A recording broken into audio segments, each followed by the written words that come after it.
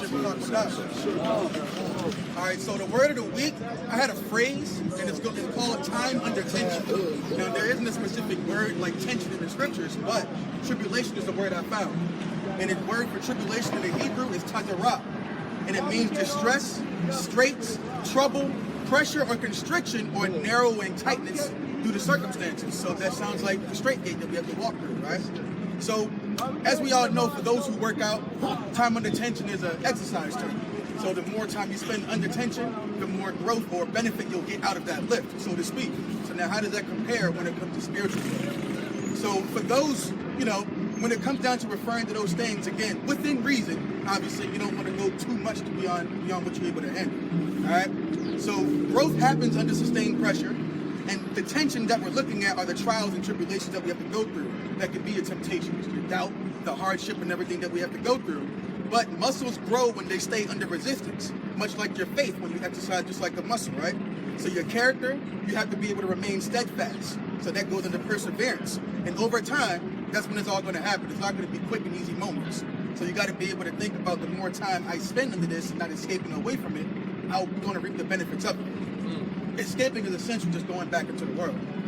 So the resistance, it signals something that is being strengthened. So that's where the uncomfortability comes in. You're being strengthened by something you haven't been challenged before. Just like muscles you haven't touched before, now you're exposed to something new, right? So in exercise, tension isn't a sign of failure, it's just a point of exercise, right? So just like the spirit, oppositions or struggles are part of refining you. You can think of Sirach 2, look at that whole chapter, all right? So when you stay under tension without breaking and maintaining form without collapsing under the weight, spiritually, what does that do? You're holding on to your beliefs. You're maintaining your values under pressure. Just like the affirmation that the Elder Monaghan handed out. You can read those things that be able to abuse your spirits to be able to maintain under the pressure. And then continuing to practice, study, even when it's difficult at times. Rash talked about it, you got to be able to perform even while you're under pressure, perform while you're sick, perform while you're hamburgers, right? And just letting go of your inhibitions. So you don't want to grow weary in well-doing. So the recovery also matters. You have to know your pace. You don't want to push too hard and too fast, and that can lead to a burnout. It can lead to injuries. So spiritually, you want to be able to have a constant strain, but you also want to have that replenishment. And the scriptures is replenishment that we go to whenever we start to feel like we're burning out. All right. Now, Ashpa, can you hold James? Or can you grab James 1 and read verses 2 through 4? And Aharon, can you read Hebrews 12 and 11? Hey, brothers that work out, you know what he's talking about. That's why you brothers got to get in the gym, man, to the best of your ability, so you can understand, James 1, 2, and 4. 2 through 4. But that's the reason what he just said is true, because when it comes down to working out, the reason why I like it so much compared to the word, because it's pretty direct. What you get, the work that you put in towards your fitness is going to show. There is no excuses, there's no if, and, or buts about it, there's no other way around it. Just like when it comes to this truth, Yahweh Shai is the only way through, right? Now you have to enter at the straight gate. You try to find another way around, you're just going to fall out.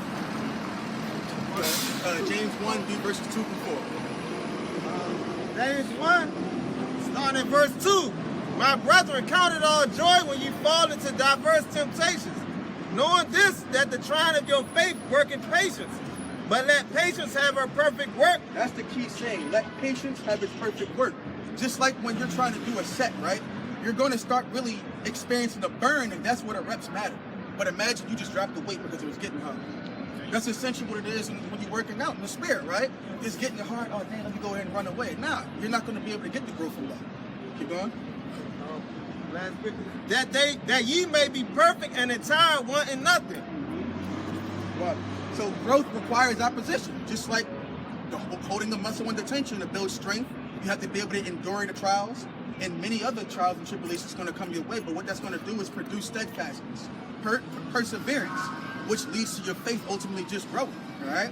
So you don't want to escape the tension too early, or you won't get the full results. All right. So much like I said, dropping the weight before you finish your set and finish your reps. So the tension are the trials, and they're not meant to break you. They help to make you grow. And in time and perseverance, you have to allow those trials to make its work. It may seem hard, it may seem like it's just, and I speak on this now because it's things I'm even going through now too. So I'm just talking I can just sincerely from the heart, When you're going through certain things, you also have brotherhood between you. You don't sit there and just, think you can do it all by yourself. That's pride.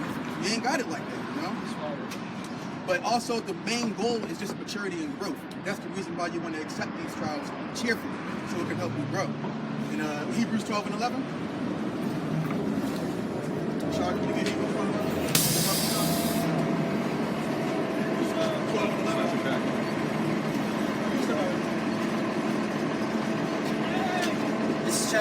This is Hebrews chapter 12, verse 11. Now no chastening for the present seemeth to be joyous, but grievous. Nevertheless, afterward it yieldeth the peaceable fruit of righteousness unto them which are exercised thereby. So endure for a little season, because in the end we're going to reap the benefits thereof. You know, it's just telling us to endure with discipline, with steadfastness, keep moving forward.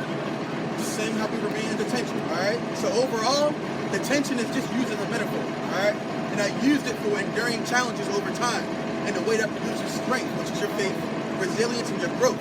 And it won't come with just quick victories. You got to think about that. It remains from remaining steadfast while in the struggle. That's all I got.